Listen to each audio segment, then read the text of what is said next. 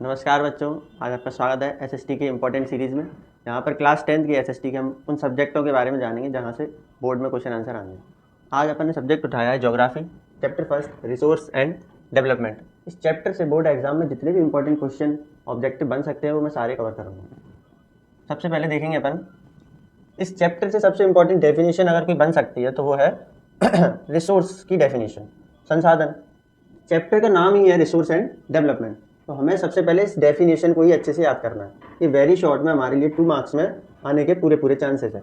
Definition हम book वाली याद करें तो ज़्यादा सही रहेगा। Everything available in our environment which can be used to satisfy our needs provided it is technologically accessible, economically feasible and culturally acceptable can be termed as resource. Example में हम कुछ एग्जाम्पल दे सकते हैं, कोल दे सकते हैं, वाइंड एनर्जी वगैरह, ऐसे कुछ एग्जाम्पल हम दे सकते हैं जो नेचुरल रिसोर्सेज में आते हो। ठीक है, रिसोर्स की हमें डेफिनेशन यही याद करनी है। इसके बाद हमें कुछ रिसोर्स के टाइप वगैरह याद करने हैं। जैसे रिसोर्स 2 तरह के हमारे यहाँ पर दिए गए हैं, एक होते हैं नेचुरल रिसोर्सेज और एक होते हैं ह्यूमन रिसोर्सेज। नेचुरल रिसोर्सेज प्राकृतिक संसाधन जैसे जो हमें डायरेक्ट नेचर से प्राप्त होते हैं। ह्यूमन रिसोर्सेज जो मानव खुद बनाता है, ह्यूमन यानी इंसान, मनुष्य। तो मनुष्य जिन संसाधनों को बनाता है वो ह्यूमन रिसोर्सेज के अंतर्गत आते हैं।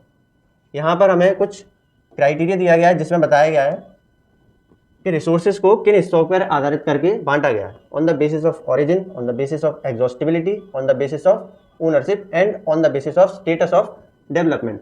अगर आपको इंपॉर्टेंट पढ़ना है तो मेरा मान के चलिए यहाँ से क्वेश्चन कम आएगा अभी तो ये रिसोर्सेज वाली आपकी डेफिनेशन आएगी जिससे आपको फोकस करना है। बाकी यहाँ से आप इनके 2 टाइप याद रख सकते हैं। जैसे बायोटिक क्या होता है, यहाँ से कभी कभार क्वेश्चन देखने मिल जाता है। रिन्यूएबल और नॉन रिन्यूएबल के एग्जाम्पल याद कर सकते हैं आप। जैसे रिन्यूएबल में आप वाइंड एनर्जी याद कर सकते हैं और नॉन रिन्यूएबल में आप याद कर सकते हैं कोल, पेट्रोलियम, नेचुरल गैस। ठीक है, इनकी डेफिनेशन आपको याद होनी चाहिए। Individual, community, national and international, और यहाँ से कम आता है क्वेश्चन तो आप इनको इग्नोर कर सकते हैं। इसके आगे अपन चलते हैं।